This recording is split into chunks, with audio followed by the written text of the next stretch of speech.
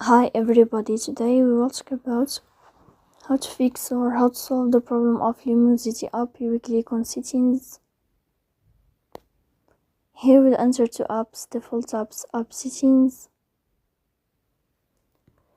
When above you can search about Lumosity app.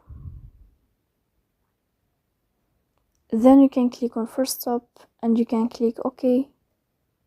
Here we'll enter to the window of storage.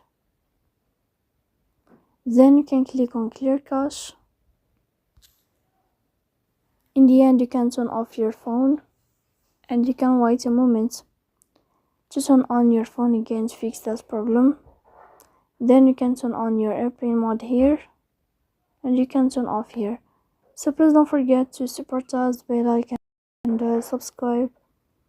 See you next time in another video and thank you for your attention.